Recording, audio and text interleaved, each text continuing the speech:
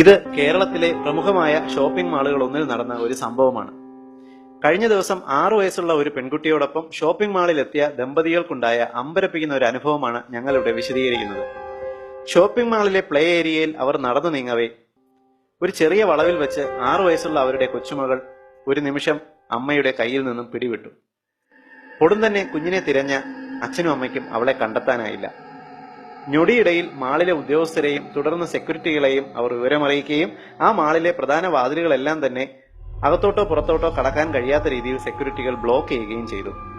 ഒരു 10 മിനിറ്റിനുള്ളിൽ കുഞ്ഞിനെ മാളിന്റെ ബേസ്മെന്റിൽ നിന്നും കണ്ടെത്തി. ഐസ്ക്രീമിൽ മയക്കുമരുന്ന് കൊടുത്ത് മയക്കിയ നിലയിലായിരുന്നു ആ കുഞ്ഞ്. എന്നാൽ കുട്ടിയുടെ രൂപമാറ്റം കണ്ട് മാതാപിതാക്കളും ഉദ്യോഗസ്ഥരും അമ്പരന്നു. തല മുട്ടയടിച്ച് ടീഷർട്ടും നിക്കറും ധരിപ്പിച്ച് കണ്ടാൽ കാണാതായ പെൺകുട്ടിയാണ് എന്ന് ഒരു കാരണവശാലും സംശയം പോലും തോന്നാത്ത നിലയിലായിരുന്നു ആ കുഞ്ഞ്. കാണാതായി വെറും 10 മിനിറ്റ് കൊണ്ട് കുഞ്ഞിന്റെ രൂപം പോലും അടിമുടി മാറ്റിയെടുക്കാൻ കഴിവുള്ള പ്രൊഫഷണൽ മാഫിയ സംഘം തന്നെ ഈ തട്ടിക്കൊണ്ടുപോകലിന് പുറകിലുണ്ടോ എന്ന് സംശയിക്കേണ്ടിയിരിക്കുന്നു.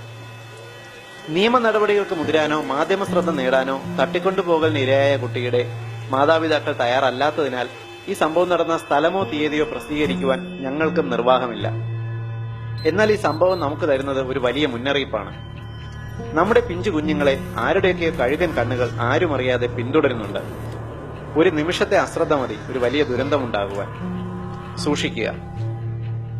ഏവരും ശ്രദ്ധിക്കേണ്ട ഈ മുന്നറിയിപ്പ് പൊതുസമൂഹത്തിന്റെ അറിവിലേക്കായി അവതരിപ്പിച്ചത് ethnihelcode.com.